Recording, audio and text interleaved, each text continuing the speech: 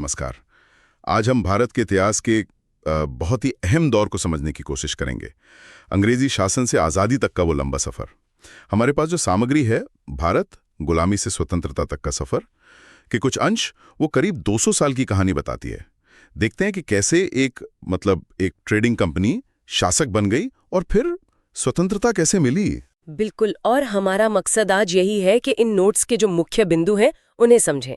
कैसे व्यापार से शुरुआत हुई, फिर धीरे धीरे सत्ता पर कब्जा, वो लंबा स्वतंत्रता संग्राम और फिर आखिरकार आज़ादी। ये सिर्फ तारीखें नहीं है, ये एक पूरी सोच, एक पूरे हालात के बदलने की कहानी है ना। हाँ, तो कहानी शुरू होती है 1600 में। ईस्ट इंडिया कंपनी आई व्यापार के लिए, मसाले, कपड़ा, चाय, यही सब।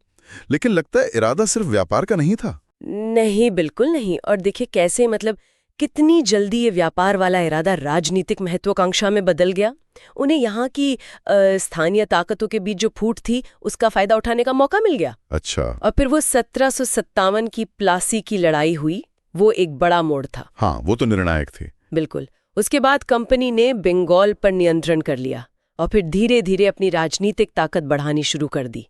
और देखते देखते 1857 आते आते भारत का एक बहुत बड़ा हिस्सा उनके कब्जे में था। और फिर वो 1857 का वो बड़ा विद्रोह, जिसे पहला स्वतंत्रता संग्राम भी कहते हैं। हाँ। मंगल पांडे, रानी लक्ष्मीबाई, कितने ही नाम हैं जिन्होंने उस वक्त आवाज उठाई। हालांकि वो कामयाब नहीं हो पाया पूरी तरह से, पर उसने एक चिंगारी तो जला ही दी थी, कह सकते हैं। निश्चित रूप से। वो असफल जरूर रहा, पर उसने आजादी की उम्मीद जगा दी।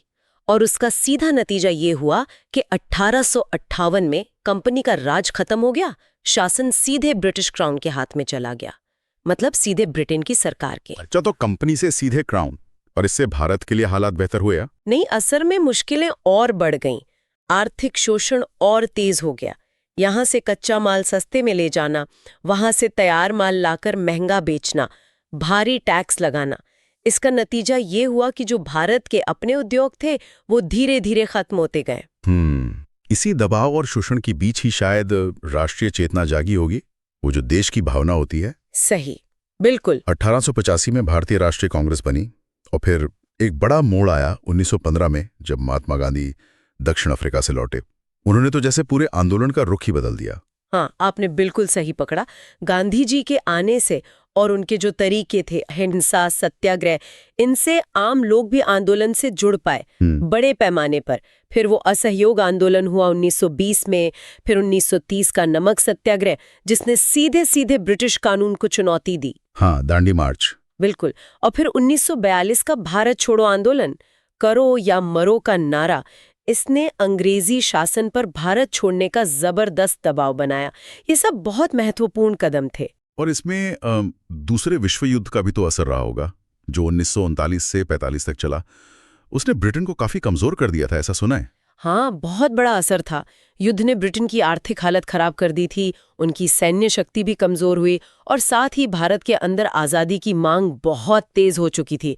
फिर सुभाष चंद्र बोस और उनकी आज़ाद हिंद फौज का दबाव भी था। हाँ, वो भी एक अहम पहलू है। तो इन सब चीजों ने मिलकर अंग्रेजों को ये एहसास करा दिया कि भाई, अब भारत पर राज करना मुमकिन नहीं है। और आखिरकार इतने लंबे संघर्ष, इतनी बलिदानों के बाद 15 अगस्त 1947 को भारत आज़ाद हुआ।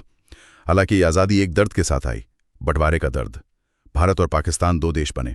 गांधी, नेहरू, पटेल, अंबेडकर जैसे नेताओं पर एक बहुत बड़ी जिम्मेदारी आ गई थी नए देश को बनाने की। तो हमने देखा कि ये आज़ादी कोई एक दिन की बात नहीं थी, ये करीब 2 सदियों का संघर्ष था।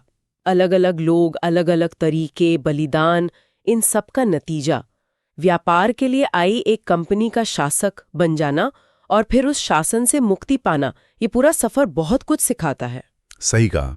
ये सब समझने के बाद एक सवाल मेरे मन में आता है, और शायद सुनने वालों के मन में भी आए, कि स्वतंत्रता के लिए जो इतने अलग अलग तरीके अपनाए गए, गांधी जी का अहिंसक रास्ता, बोस का क्रांतिकारी रास्ता, और साथ ही जो बंटवारे का दर्द मिला, इन सब की जो विरासत है, वो आज के भारत की सोच, यहाँ की राजनीति और समाज को किस तरह से प्रभावित कर रही होगी। ये सोचने वाली बात है।